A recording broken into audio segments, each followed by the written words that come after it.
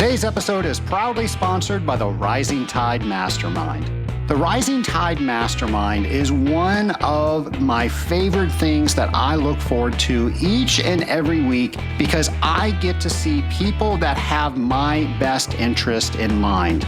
I know this because I have their best interest in mind. And when you get people together in a room like that, you can just imagine how people want to help other people. If this sounds like something you want to learn more about, go to scalinguph2o.com/mastermind. Welcome to Scaling Up, the podcast where we scale up on knowledge so we don't scale up our systems. I'm your host, Trace Blackmore, and happy Legionella Awareness Month, Scaling Up Nation. Of course, we've been doing this for a couple of years now, and the whole point behind this is how do we get better information out there to you, the industrial water treater, so you can spread that to your customers where it really matters. We've been doing this for a couple of years, and we've had great success over those years. We've also been able to accumulate a lot of information, and sometimes it's difficult to find places that you can have reliable resources. Well, we've got a place for Legionella information. You can go to scalinguph2o.com/Legionella and let your fingertips do the walking because we have put together so many resources that we've gotten from guests on this podcast, from some that you have sent to us.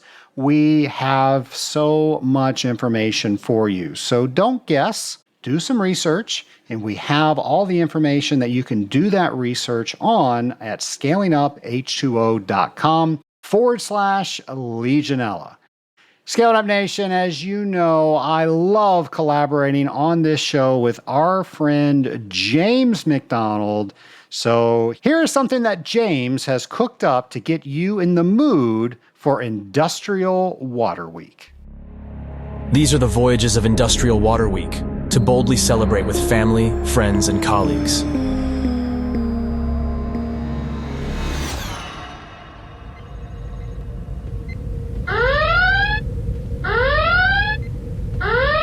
Helm, report. It's a board ship, Captain.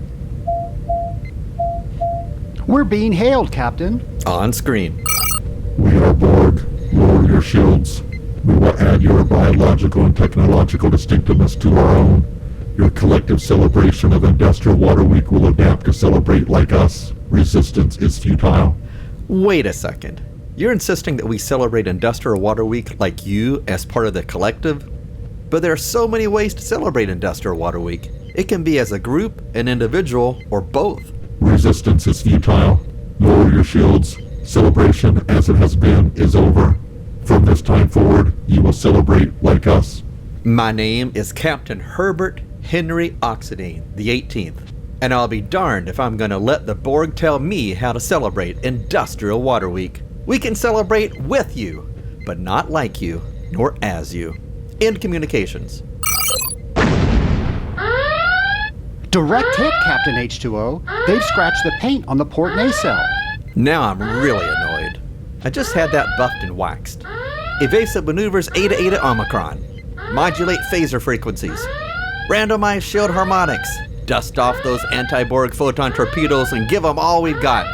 And turn off that blasted sound.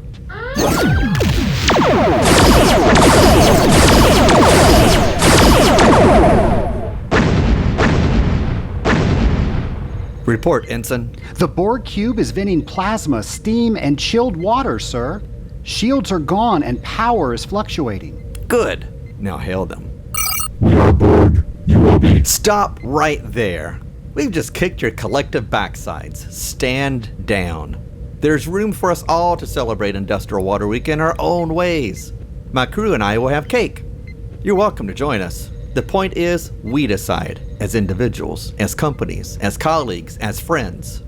Few truly understand what we do as industrial water treatment professionals, but we do. Industrial Water Week gives us permission to celebrate ourselves and our noble profession. So, will you join us at our assimilation-free party? We find your terms of celebration to be acceptable. Good. I was hoping you could see it our way. By the way, I see you're venting steam and chilled water over there. If you need help with your industrial water systems, just let us know. They've ended communication, sir. In the cold darkness of outer space, where no one can hear you steam, there is one man who works tirelessly to celebrate what we do.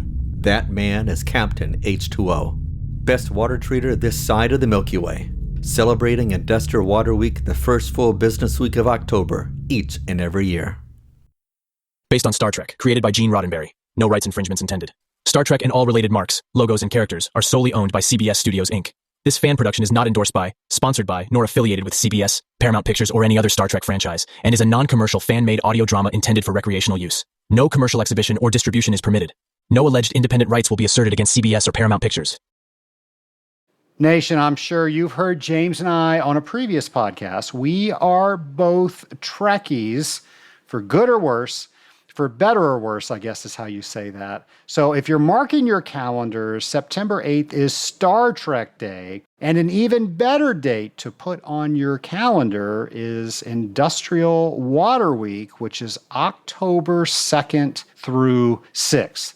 It's always the first full week of October, and if you are doing the math, that is when a lot of us are going to be together at the Association of Water Technologies Conference. So, folks, I don't know. How are you going to celebrate Industrial Water Week? Are you going to dress up as your favorite water character? We don't even have water characters. See, there's so much we can do for this holiday. I'm hoping some people surprise me while we're at AWT celebrating Industrial Water Week. I fully expect James McDonald to be in a Borg costume talking about water somehow. So we'll see what James does with it. Nation, I hope to see you not only at that conference, I can't wait to celebrate Industrial Water Week with you October 2nd through 6th. And of course, we're going to have a brand new episode each and every day that week to help you celebrate. And you should have fun. You should let your clients know about it. You should let your family know about it. You should definitely let your coworkers know about it and do something a little fun. I can't wait to see some of those posts on social media. Here are a couple of items that you might want to look into. Aquatech Mexico in Mexico City is having their Water Quality Association meeting on September 5th through September 7th. So this is where Aquatech's International Trade Show offers industry professionals a complete overview of products and services of the world's leading company. So if this is something that interests you, we'll have all of that information on our show notes page. The Smart Water Summit is happening September 10th through 12th in Scottsdale, Arizona. And this is for water utilities, industry concerns resolved all around operational technology, extreme climate events, and political hurdles. If this sounds like something that you want to learn more about, we will have that information on our show notes page. As we always do, one-stop shop for you to figure out what is going on in the industrial water world. We've got all of that on our events page. Just go to scalinguph2o.com. Nation, I just mentioned James McDonald, and of course, James just does double duty on this podcast. So here is a brand new periodic water table with James. Hello and welcome to the Periodic Water Table with James, where we think and learn about water chemistry drop by drop. Please use your week to search online, ask your colleagues, or even pick up a book to learn more about each week's periodic water table topic. If you do, at the end of the year, you'll be 52 water chemistry smarter. So let's raise the water table of knowledge together and get started. Today's topic is sulfate. What's the difference between sulfate and sulfite? What is the chemical formula for sulfate? What problems can sulfate cause in an industrial water system? What impacts its solubility with calcium? What about barium? What chemical products adds more sulfate to an industrial water system? What treatment technologies can remove sulfate from water? How is calcium sulfate scale cleaned? Can you predict the solubility of sulfate salts in a water system? What rules of thumb or calculation programs are available? Remember, knowledge is power, and taking the time to learn more about water chemistry each week will help make you a force to be reckoned with. Be sure to post what you learned to social media and tag it with hashtag WaterTable23 and hashtag ScalingUpH2O. I look forward to learning more from you. Thank you, James, for all the hard work you do making learning more about water treatment fun. Nation, we are right smack dab in the middle of Legionella Awareness Month, and one of our most popular guests is Dr. Janet Stout. She is no stranger to this podcast, and she is the one that I reach out to when I have Legionella questions, and she is our next guest talking about Legionella. Here is that interview. My lab partner today is returning guest, Dr. Janet Stout. Janet, welcome back to the Scaling Up H2O podcast. It just makes me smile so big to see you and to be with your audience and to talk about my favorite subject. That, of course, is Legionella. There we go, Legionella. But we're also talking about other waterborne pathogens too. So we want to be all inclusive and not just hog it all with Legionella. That's very true. Very true. Janet, do we know how many times you've been on the show? It's got to be close to a dozen. You know, I was going to say 6, but I'll take a dozen. Well, I think you probably have 6 episodes, but in different conversations or conventions we've been at, you've been on. So I think if we count all of that, we're maybe even above that number. Well, that makes me smile too, because it's just... Well, you're just a delightful person to talk to. And I love what you do for the industry and for all the people in water treatment with all the different ways that you help them to learn and to support them, frankly. So I just love being part of it. It's a lot of fun, and it's totally selfish because I get to learn so much from all the people that I interview. Well, that's a nice way to put it. So you're a lifelong learner, just like me. You never stop. And nothing gets me more excited than going down the rabbit hole when I'm doing some research on something. And then it takes me here and takes me there. It makes my brain light up. And so hopefully in this episode, we're going to do that brain light up for everybody listening. I have no doubt that it already has. And I was trying to think back in the pandemic days, we had a Legionella conference that was canceled, and the Scaling Up H2O podcast folks decided that we were going to make August Legionella Awareness Month. And we did it, and people loved it. It was some of our highest rated shows. People asked, when are you going to do it again? And we said, well, I guess we'll do it next August. This is the 4th time that we've done that, and people really seem to enjoy it. So thanks for always coming back to Legionella Awareness Month. But I don't know if it's an official holiday, but we've definitely declared it one. Well, I always say that Legionella is a marquee microbe. It loves the headlines, and so it certainly loves the spotlight that you shine on it with Legionella Awareness Month. And I don't know where he is, but I have Lenny Legionella that you sent to me from the course that I took from you. And Janet, I have to say, that was so well done. Thank you. And, the applause goes to everybody from IAPMO, ASSC, and Special Pathogens Laboratory, and the guests that we have as instructors for the training. That's another one of those things that gives me great pleasure to be a part of, instrumental in creating and delivering. And I have a headline to share with you about that when appropriate. Well, I thought maybe we could just start there because there's so many things to talk about when it comes to Legionella awareness. And one of the things that many industrial water treaters are becoming aware of is that people are requiring them to become certified if they are going to do something with a water management plan. So I thought we could unpack that a little bit. That's my pleasure.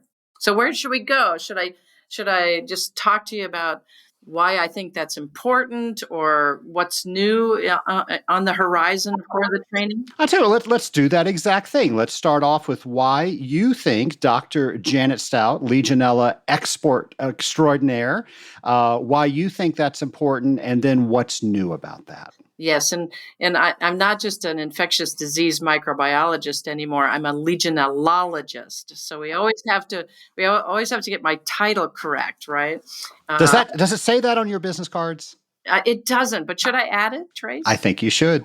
I think you should. So the other thing I say is when I tell people Legionella is my life, they're either sorry for me or they're impressed. It's sort of 50-50. But part of that dedication and devotion to the prevention of Legionnaire's disease and advocating for that. And I have my NLD button on for the broadcast because that's our big, hairy, audacious goal. And the mission to end Legionnaire's disease I share with everyone, and particularly the people that attend the ASSE Standard 1280 certification training for Legionella water safety and management specialists. And so the idea for this came about, like 4 or 5 years ago, where, after ASHRAE 188 came, I sort of, it's like lemmings to the sea. Everybody and their brother and sister are like, I can do this.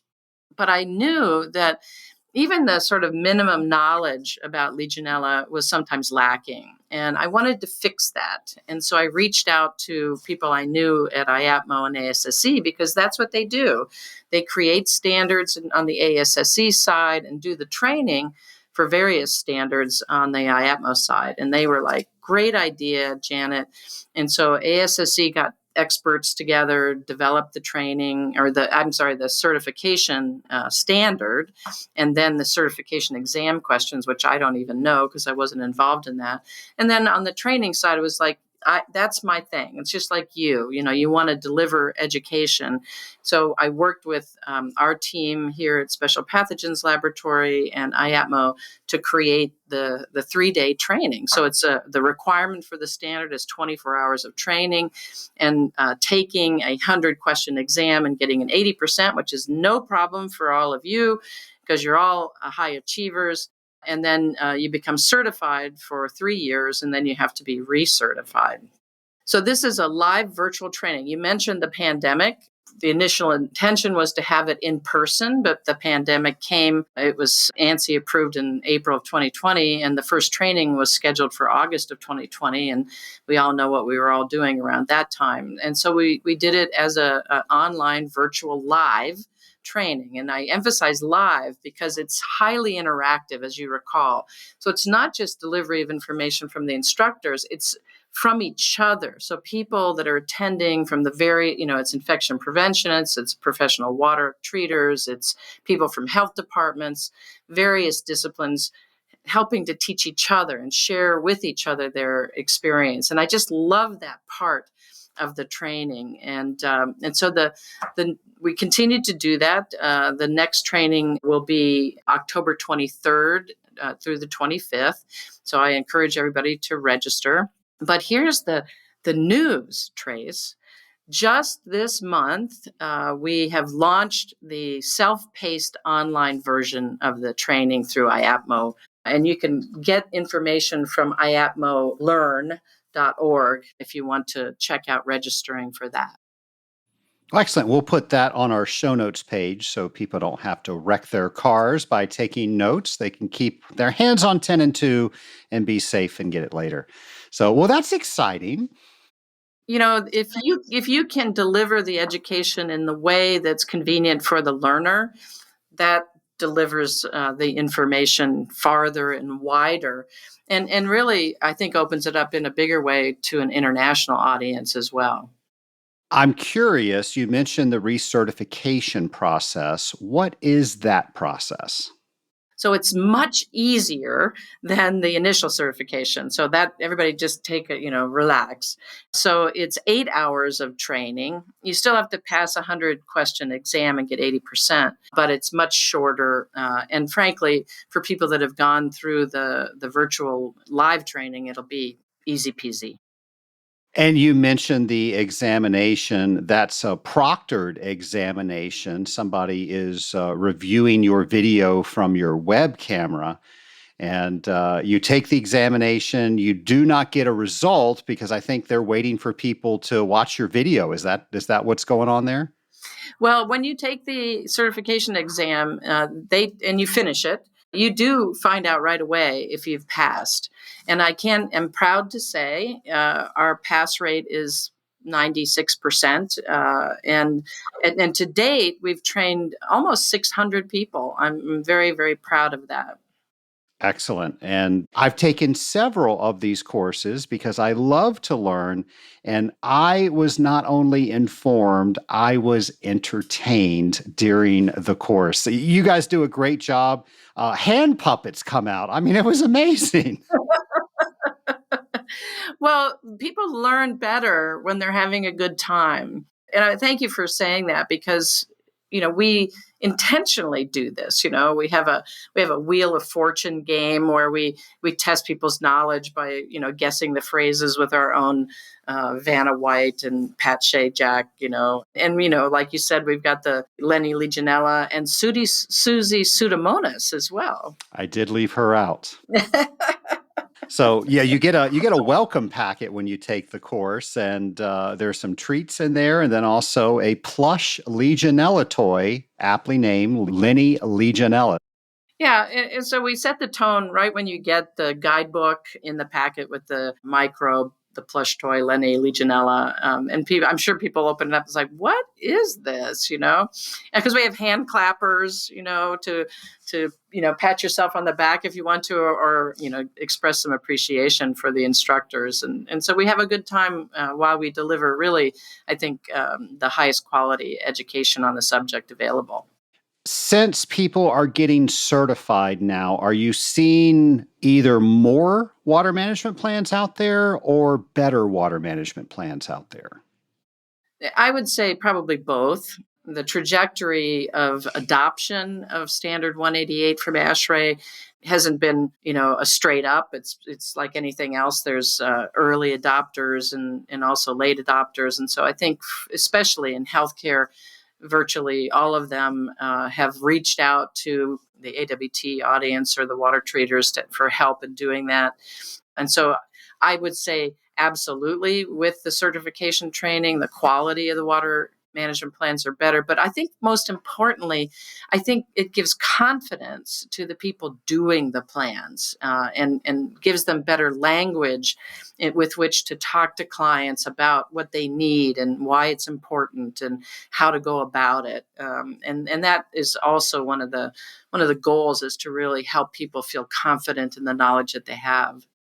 If somebody has a current plan that was done previously by an individual that wasn't certified, do they need to be alarmed? Does anything need to be done? I think what I would say to that is ASHRAE Standard 188 requires an annual review of plans, period. I think certainly I think it's preferable for any organization to have a Standard 1280 certified professional doing the work with them. It gives... I talked about the confidence of the certified person, but it also gives confidence to the client and the organization to know that they have a certified individual doing the work with them. So that gives them confidence. And certainly, I think if you're reviewing a plan that might have been done by someone lesser trained, there would be room for improvement, let's say. And that certainly, I think, should be brought out. And people that are certified, and I hope you do this, Trace, is that I see people put their certification in their signature block on their emails or even on their business cards. You want to let people know that you are head and shoulders above the rest, having completed that training. That's great advice. I know a lot of people will take the time to get a certification and then they won't let anybody know about it. Yeah, and I see it on people's signature blocks and on their cards, and it makes, warms my heart, right? I'm just so thrilled that they are advertising that they have met a higher standard of knowledge. Something you also get in the packet that you send out is a textbook. And Janet, I have to tell you, this is one of the better textbooks that I have ever read through. It is actually not a dry textbook. I mean, it's got all the information in there, but you don't fall asleep as you read it. It's got easy information to find. Well, it's got great information that's easy to find, but I was just blown away by the textbook. And I'm curious, how on earth did you ever put all that together? Well, it wasn't easy, I'll just say. But, we knew that we were working towards this ASSE certification standard, and that we needed to have, for the education piece, we needed to have this guidebook available. So I'm sure you've learned this lesson yourself.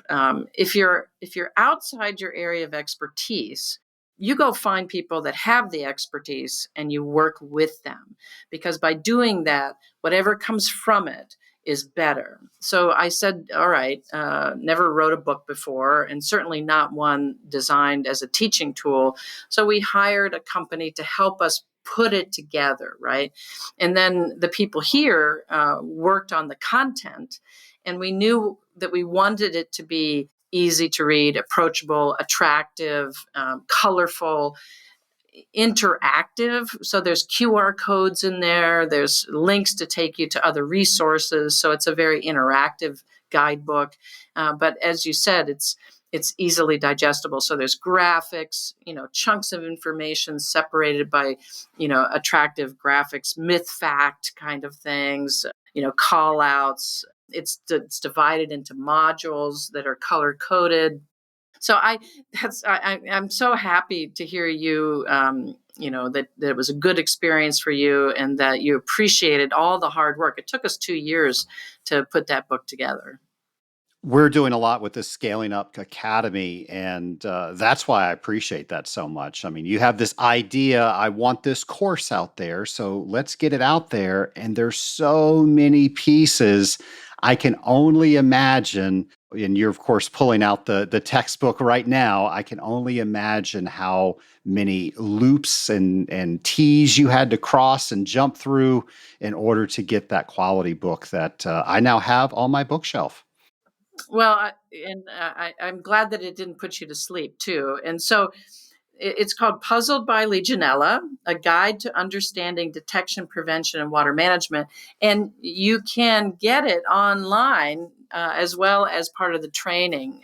So you can Google that and find Puzzled by Legionella, a guide for understanding detection, prevention, and water management.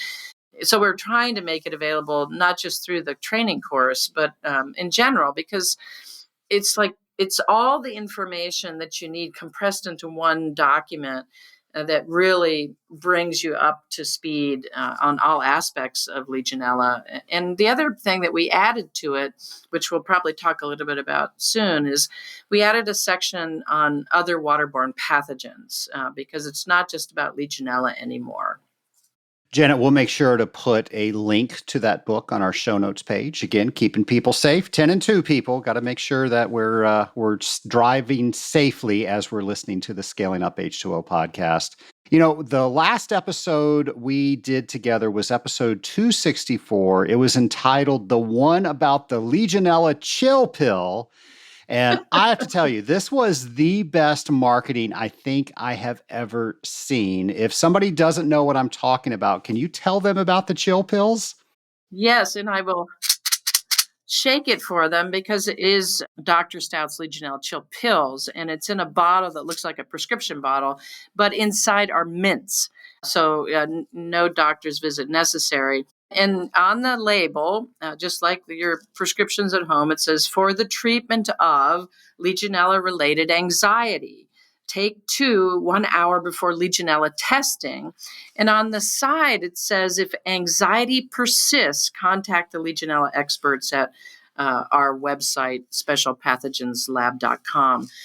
So the reason for this, Trace, is, and I'm sure you and all the listeners have encountered this, is that when you try to talk to people about Legionella, They're like, I don't want to talk about it. It's nothing but trouble. I'll get in trouble, all kinds of reactions that are not really very helpful for the conversation that you want to have about water management, Legionella testing. And so when you give them Dr. Stout's Legionella chill pills and they look at it and they start laughing, now you've sort of, broken the ice, right? Now you can say, it's serious business, but I can help you to manage this so that you don't have anxiety, and I can get you as many chill pills as you want. But with me, you're not going to need them because I have the knowledge and the expertise to help you navigate this, and to not be that ostrich with the head in the sand, which we see so often. It's like, I don't want to test my cooling tower. I don't want to know the answer, but you need to know the answer. It's just like we all need to get our routine doctor's visits and medical things like colonoscopy. Nobody wants to talk about it, but we have to do it. Legionella is sort of like that. Well, you bring up an interesting point because there are many people out there that think if they're ignorant to what's going on, that is absolution to liability. Not anymore. I'd say, maybe 10 years ago you could get away with that, but not anymore. We've got various standards. We've got hospital organizations like the Center for Medicare and Medicaid Services requiring water management for Legionella and risk assessment. Now, as of January of 2022, the Joint Commission for Accrediting Hospitals has followed suit after CMS with basically the same requirements. So there's just no getting away from it. And so if you encounter people that are claiming that that's a safe harbor, you need to gently tell them not anymore. I truly believe that sooner or later, our laws are going to mirror what we see over in the UK, over in Europe, over in Australia and Canada. We just haven't gotten that far yet. So I want to talk about that. What are the current municipalities that have Legionella laws on the books? And then what is your forecast with who's coming next? Well, I don't remember if we talked about this last time, but after CMS backpedaled on their requirement for environmental testing for pathogens, and they had it in 2017, they took it out in 2018, and I thought of the movie Network, where the guy's at the window going, I'm mad as hell and I'm not going to take it anymore, and he throws the television out the window. Well, that's how I felt. And so I went to my state senator and I said, I want to follow suit from New York State and New York City, and we need a law. We need legislation for Legionella. So as I sit here right now, there are at least 10 states that have either introduced or passed legislation or public health law about Legionella and testing for Legionella and monitoring water systems, risk assessment, and water management. So we all know about New York, Illinois, New Jersey, Virginia, North Carolina, Pennsylvania, Florida, Ohio, California, and then just recently, Nevada. And so there's a lot of attention actually to this sort of groundswell of legislative action around Legionella. It's being driven by different entities, legionellologists like me or other organizations that think this is important. And it's actually being followed by an ASHRAE subcommittee on government relations. And so there are people that are very interested in both sides of the issue. On the one hand, it'd be people like me that are advocates for prevention and want to see more of this. There are others that are concerned, the cooling industry is concerned about vilifying cooling towers. And so they're very careful about what the language is in there. And there's groups that are pushing that. But I believe in terms of crystal ball, there's going to be more and more. And I would support all of it. And the reason is, and I'm sure that you've seen this also, is that all of these committees that I'm on or you're on, they only go so far because understandably, there's all these different interests and they're there to protect their interests. And so, how aggressive can anything really be in saying, you must do this, right? Because they're always thinking about how does that impact my industry. And so to get away from that, I think we're going to have a combination of standards, guidelines. There's work going on now in plumbing codes and mechanical codes to get stuff in there, the Uniform Mechanical Code. I'm on a committee for that. But those code cycles are like every 5 years. But there's work on all these levels to really address the continuing risk of Legionella associated with building water systems. When you spoke with your congressman, I know you had the reflection of what New York State put into action, and there were some things they got right. There were some things they could have done better. So as we are talking with the people that are making the laws where we are, what are some things that we can learn from how the laws have evolved, how we know people are protected against getting Legionnaire's disease, and what should that conversation start with? Well, I really like the New York State regulation because it includes healthcare. New York City is just cooling tower operation, maintenance, monitoring. And, there's a lot of good stuff in that New York City regulation. And you would know better what to change around that for cooling towers. But I think it just all boats rise when there's a requirement. And so now when you're competing for business out there, if everybody has to do this minimum amount, it really helps when you're trying to have a conversation with somebody about testing and the cost of it. Now it's a requirement. So it's no longer, I have to convince you this is something you have to do. And then you just, the money is there. People just argue about, I don't want to pay for this. And the thing that I like about New York State, as I said, is that healthcare is where we have a lot of problems because people are more compromised. And so we must have higher requirements for healthcare.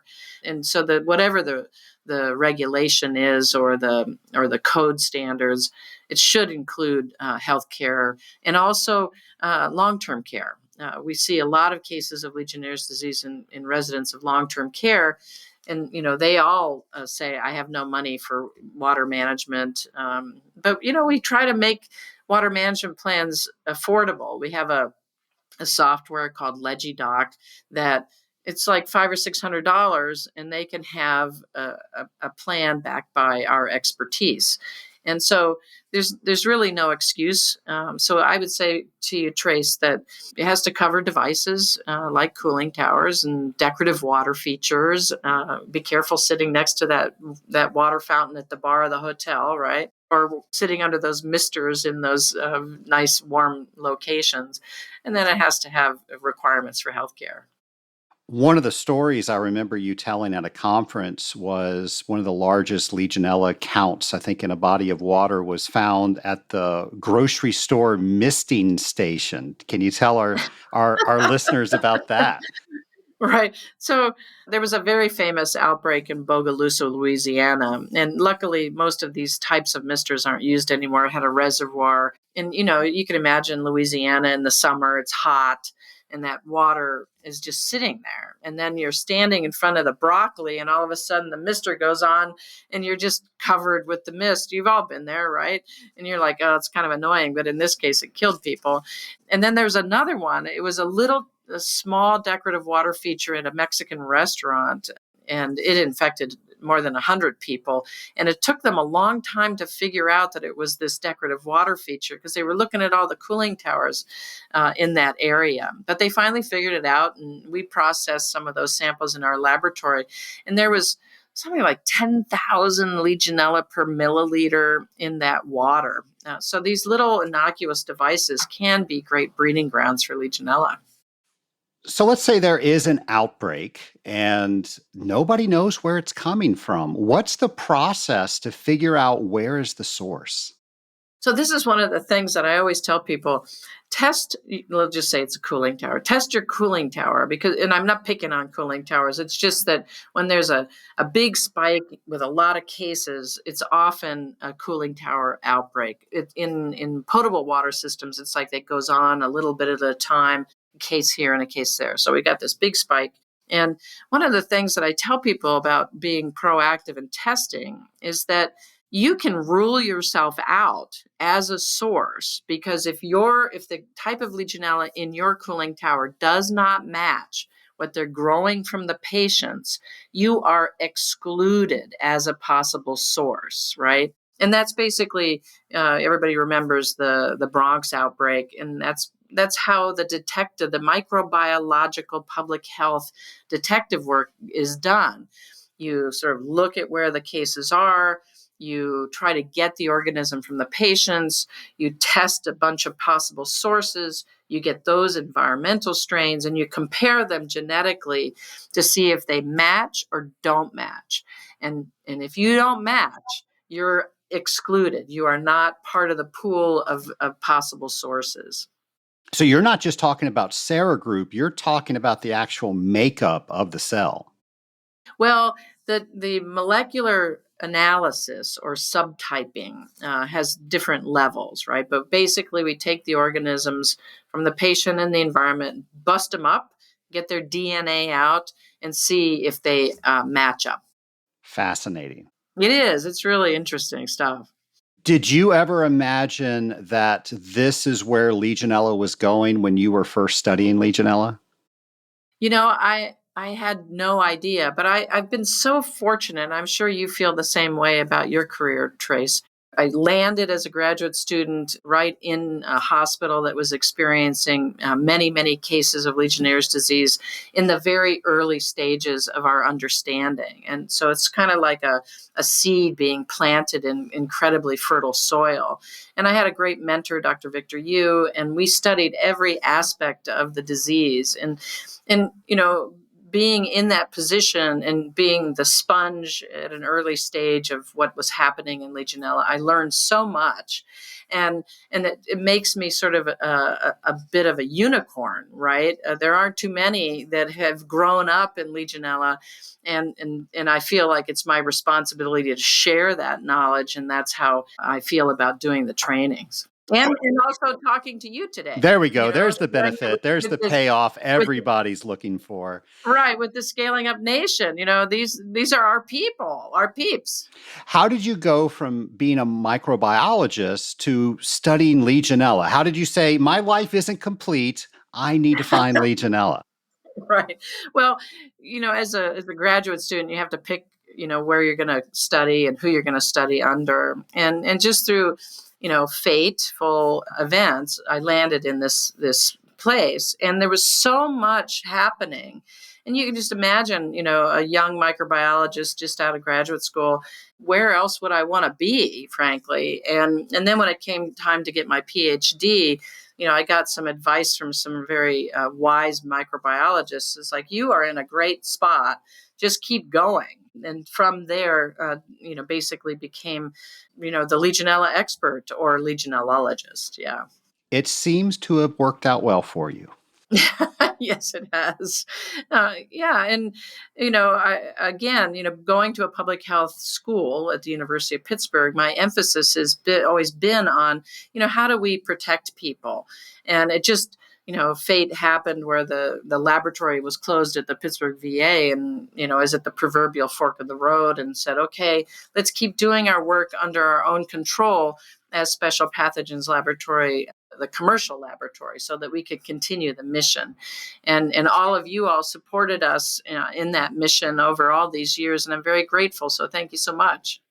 So far, it's been all about Lenny Legionella, but let's get Susie Pseudomonas into the conversation. And let's talk about other waterborne pathogens, because it's now we need to know about these other things, and they are a mouthful. Yes, and thank goodness some of them have abbreviations. So Pseudomonas, and I want to sort of emphasize this one bacterium because I think it's an up and coming. And sometimes I say it's the next Legionella, because we learned so much about how to manage the risk for that waterborne pathogen. And there's another one that's almost exclusively in water, and it's called non-tuberculous mycobacteria, or thank goodness by the initials NTM. And And some data that came out of the CDC that talked about the disease burden of Legionella, Pseudomonas, and NTM said that the costliest diseases were NTM, costing annually $1.5 billion with a B in healthcare costs, and Pseudomonas was a distant third with $453 million. And so these other organisms, in addition to Legionella, are a tremendous disease burden and a burden on our healthcare system. And, there are growing numbers of non-tuberculous mycobacteria infection. It's not reportable disease like Legionella is. So we really don't have a good handle on the thousands and thousands of cases, but it's more than Legionella. It affects patients in hospitals with cystic fibrosis. It affects elderly people, some of the similar risk factors as Legionella. And the other thing is, you thought it took a long time for Legionella to grow, right? So we start to see Legionella colonies in 4 days. It takes, for some of these non-tuberculous mycobacteria species, some are fast growers or rapid growers like Legionella, but other ones are slow growers, 6 to 8 weeks. So you thought Legionella took a long time. So because of that, and because this is a growing recognized waterborne pathogen, and in fact is named in the CMS memorandum and the Joint Commission, so people are like, okay, how do we test for this? And so we've developed a PCR assay that tells you whether these organisms are present or not in your hot tub, your shower, your potable water. A lot of the scope reprocessing that's done in healthcare, you want to make sure that those don't have non-tuberculous mycobacteria in them. So we don't have to wait 6 weeks for the result to tell us whether these organisms are present. We can do it in 2 days with this non-tuberculous mycobacteria PCR test. And then when you pair that with the culture for non-tuberculous mycobacteria, now you've got the organism isolated, but you're alerted early to its presence. And in fact, we've done research on how to isolate these organisms more effectively, and published that research in, where's my article here? Oh yeah, it's a free open access journal called PLOS One, and we'll make sure I give you the link to that, where we published on a new medium to grow these organisms easier, because they take an even richer culture media, which means the old media were overgrown all the time and we'd never know whether they were there. So we worked with the developers of this new commercial media and were able to show it was incredibly better than the previous media. And we actually presented that at an international non-tuberculous mycobacteria conference back last year. Very interesting. We'll make sure to have that on our show notes page. And I find it fascinating. You developed your own agar to culture Legionella. You created your own procedures. I think it's just amazing how you don't just take the status quo. You figure out how to make it better. Well, the fact that CMS out of the blue sort of lobbed over the fence. Not only do you need to be worried about Legionella, but other waterborne pathogens, non-tuberculous mycobacteria, Pseudomonas. My favorite one to say is Stenotrophomonas multifilia. And you'll remember from the training how we all said that together because it's so fun. And I always feel like I should be doing a line dance when I say it. Stenotrophomonas multifilia kick. Don't you think so, Trace? It sounds like it fits. So all of these organisms, all of a sudden, everybody's reading the memo and going, well, I have to know about them too. And so the answer is yes. And if any of you are working with healthcare facilities, both CMS and Joint Commission say you need to address the risk. Well, thanks for keeping us up to date. Also, your website is a great resource to see what is new, what we should be doing, and you call it a treasure trove of information. And I think that is aptly put. Well, thank you. I've heard people talk about our website. It's not a typical commercial website because it has this emphasis on teaching and educating and providing resources to the people that are either our current clients or prospects. And that expertise translates into your interactions with the people that are working here at Special Pathogens Laboratory. We have lots of expertise because, Lord knows you can't know everything, right? You're not a microbiologist. I'm not a water treater. You teach me, I teach you. And it's one of the advantages of using our laboratory is that depth of knowledge.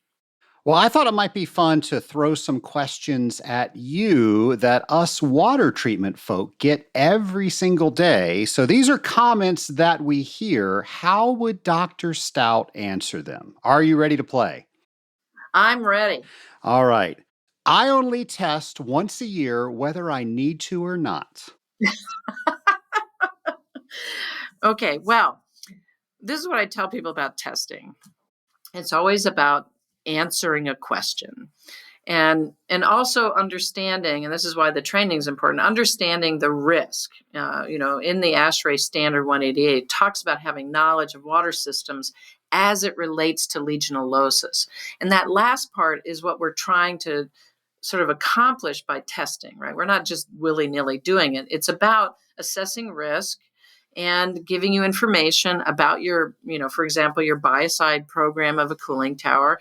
How well is it controlling Legionella in the spring, in the high heat load of the summer, and in the fall? Because that's when outbreaks have occurred. So that's when you need to be testing so that you get feedback about your program. That's the purpose of it. And then in the case of potable water, I always tell people the most important time to test is the first time, because that tells you whether you're in the 50% that have Legionella in your water or 50% that don't. You need to know whether the risk exists at all. And then you go from there, depending on what the results are. And now we've got a lot of good interpretive criteria.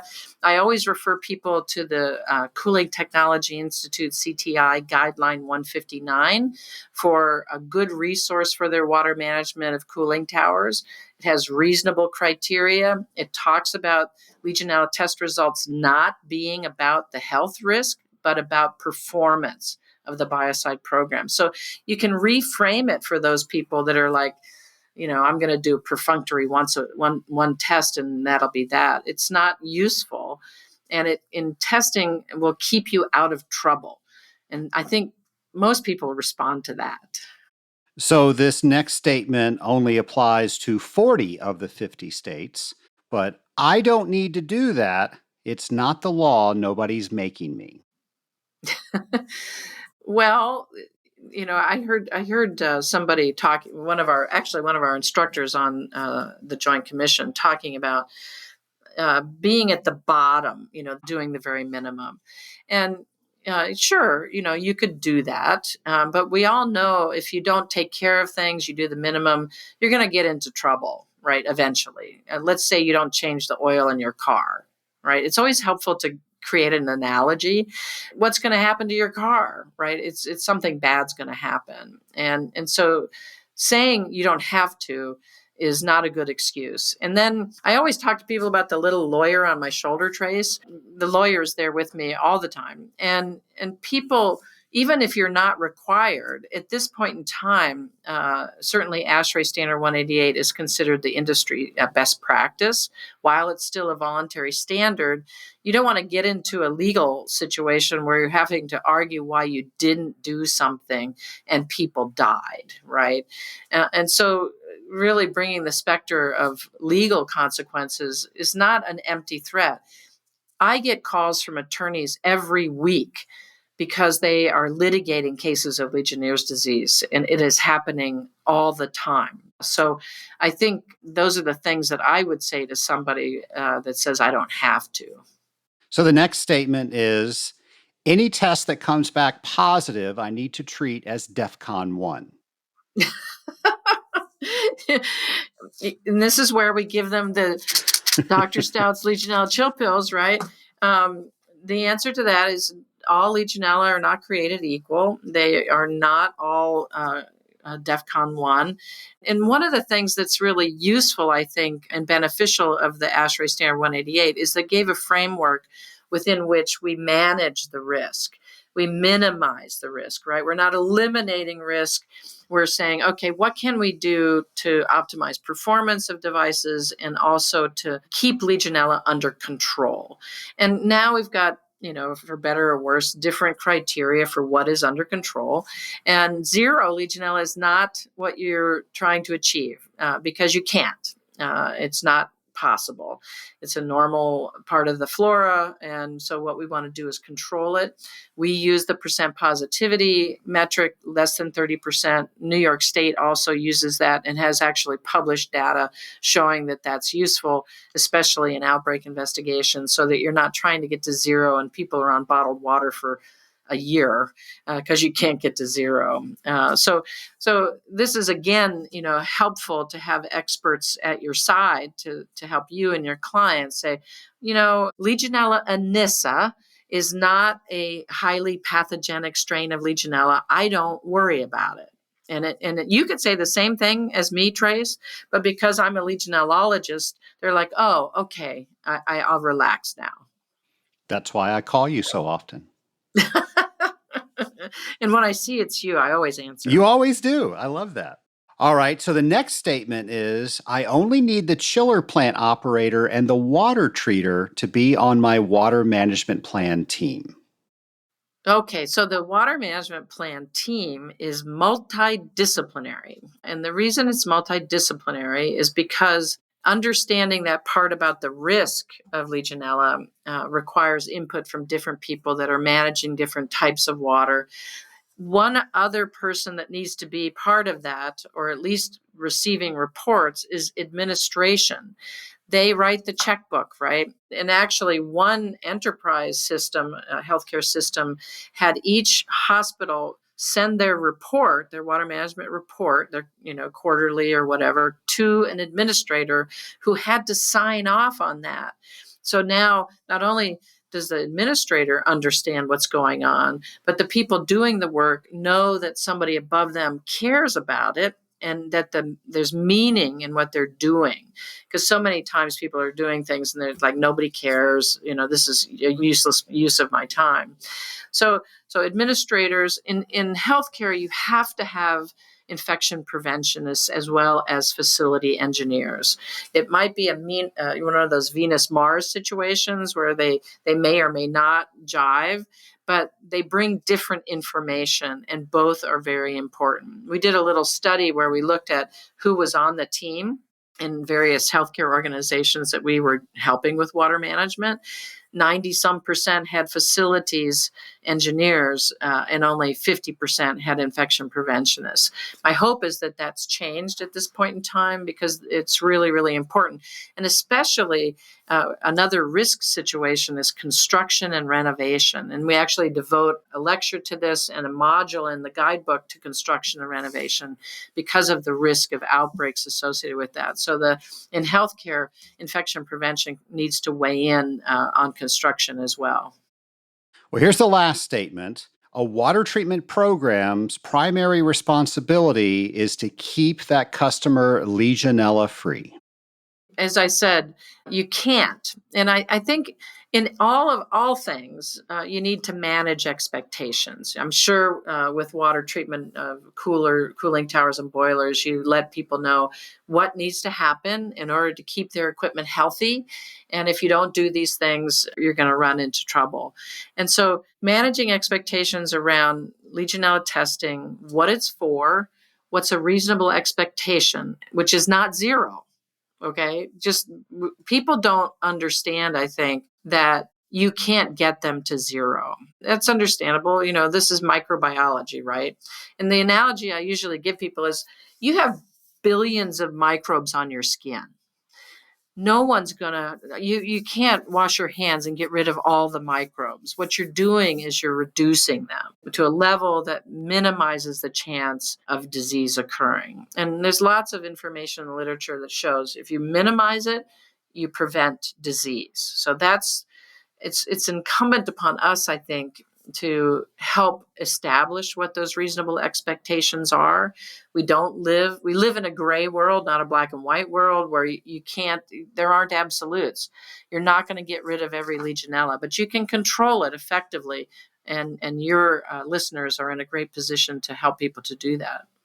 Janet, to add to that, the primary responsibility of water treatment is to prolong equipment life and increase its efficiency. And now we throw on here the Legionella, the specific species. Well, that's not really dealing with efficiency and heat transfer. So how do we properly talk to our customers that this is really above and beyond a typical water treatment program? Well, I think everything evolves, right? So the initial charge for water treatment, as you said, was to prolong the life of the equipment, prevent microbial fouling, and you do that, right? But the ways that you monitor for general microbial fouling with heterotrophic plate counts doesn't tell you anything about the risk of Legionella, right? So now we've got more than 40 years of experience with Legionella. We know that not managing a tower that looks clean, like I've been there.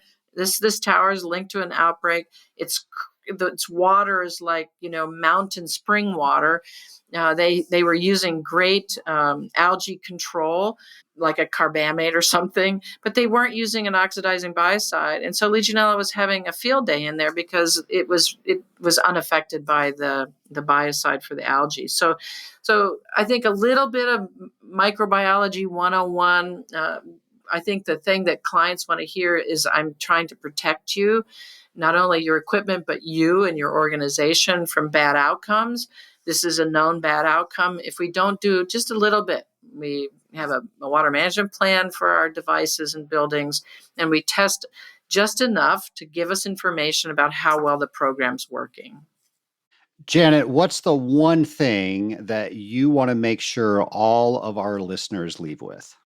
Test to protect. As I said at the top of our conversation, as I've got my BHAG NLD badge on, this is our mission, and you are part of the mission because you are out there talking to people about this is a real risk, whether it's a building water system, cooling tower, decorative water feature. We want to stop disease from occurring. And we can do that because Legionella is in the water. And if we control Legionella in the water, we don't have disease. The only way to verify that your program is working, it's called validation, right, is to test. You can do all the water treatment. In order to answer, is it working to control the risk of Legionella, you have to test. Not a crazy amount, just the right amount, right, to give you feedback that what you're expecting in terms of control is what's actually happening. And you can't tell by looking, you can't tell by doing ATP or HPC. You have to test specifically for Legionella. And so if you can get your customers, your clients to do that, do the plan with them, get them into the plan, use testing to validate, you will take us to that goal of ending Legionnaire's disease. Janet, you have been on the program so many times, we have to invent new lightning round questions every time you come on. So are you ready for our latest round of lightning round questions?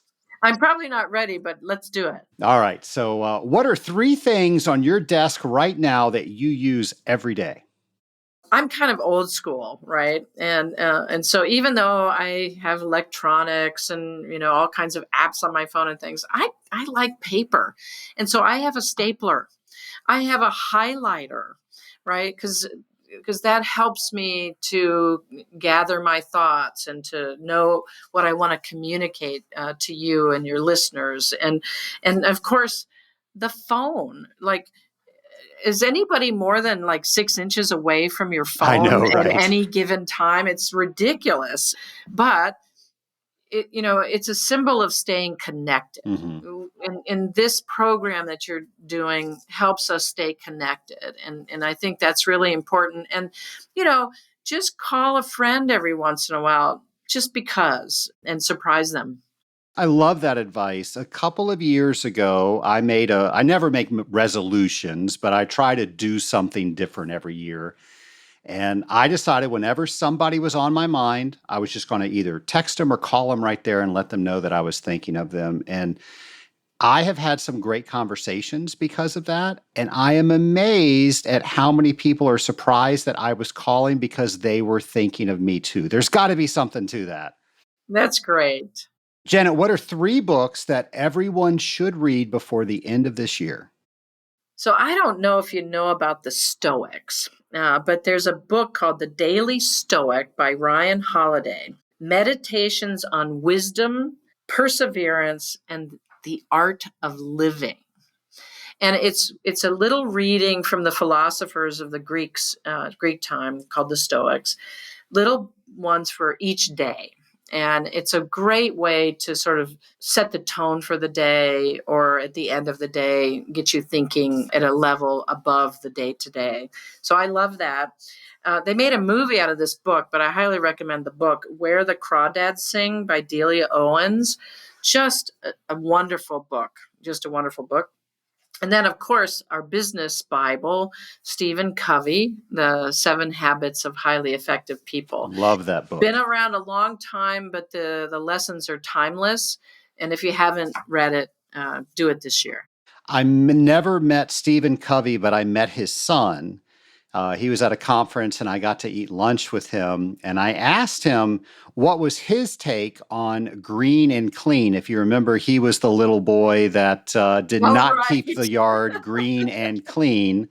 And he just looked at me in between bites of food and said, "Trace, I was 7." So if you don't know what we're talking about, you're going to have to read the book.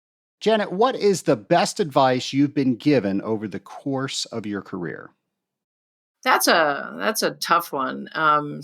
I think it's not so much advice, but what was demonstrated to me by my mentor, Victor Yu, it were a couple of things. One is work harder than anybody else, right? And I sort of had a sense of that even as a young high school student volunteering for the biology experiment. You know, that nerdy kid, that was me.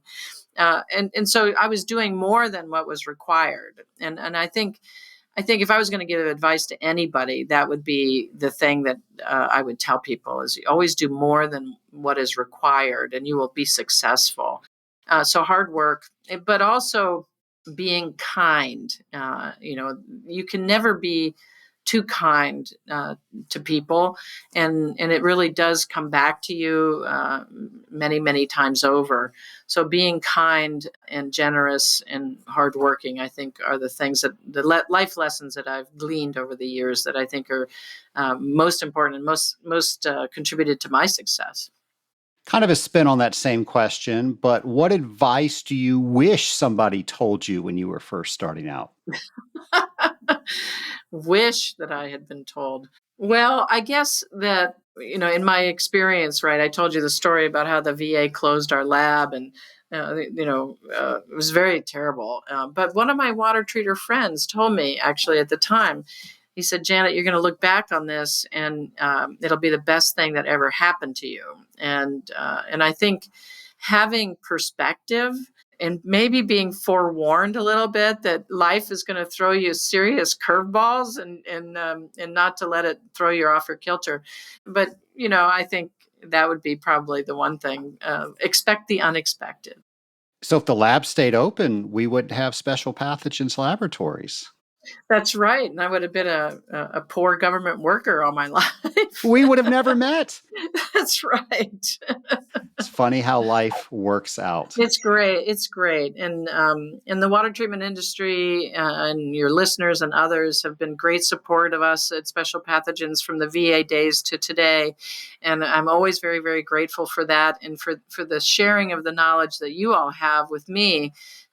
Sometimes I think I have a minor in plumbing and water treatment, but I know enough to be dangerous. And so I always call you and my other water treatment professional friends when I need advice. Well, Janet, as always, thank you for coming on the Scaling Up H2O podcast and helping us celebrate Legionella Awareness Month. And thank you for dedicating a whole month to my favorite microorganism, Legionella. Once again, Janet, thank you for coming back to our Scaling Up H2O podcast. We always learn something new when you are here. And I think just like water treatment, Legionella always has something new to learn. When we have people like Janet in the industry, she's always trying to figure out how to do things differently, how to do things better, how to inform more people. She's definitely done that on this podcast, and she continues to do that in the Legionella realm. So if you want to learn more about Legionella, and that's the whole point of this month, this whole series of podcast episodes that we are doing, by all means, I want to direct you to scalinguph2o.com/Legionella. You will have so much information there, and you will be able to learn more than you ever thought and research to your heart's content. When we know more, we are more confident to talk about things properly. And when we're talking about things properly, we're educating people. And when we're educating people, we are empowering them to make better decisions. It all starts with you. So use this month to bolster your information, your knowledge on Legionella awareness. Nation, I'm going to have a brand new episode for you on Legionella awareness next Friday. Until then, have a great week, folks. Today's episode is proudly sponsored by the Rising Tide Mastermind. Each and every year, the Rising Tide Mastermind gets together in Atlanta for a live event. This is one of the most anticipated events within the Rising Tide Mastermind. Normally, we have a Zoom call each and every week, but this is where we all come together and we become better friends. We learn more about each other and we help each other with their issues. It is my favorite thing, and I'm sure it is going to be your favorite thing to look forward to if you were a member of the Rising Tide Mastermind. That could be a possibility. To find out if the Rising Tide Mastermind is right for you and you are right for the Rising Tide Mastermind, go to scalinguph2o.com/mastermind and you can schedule a 15-minute call with me to find out more.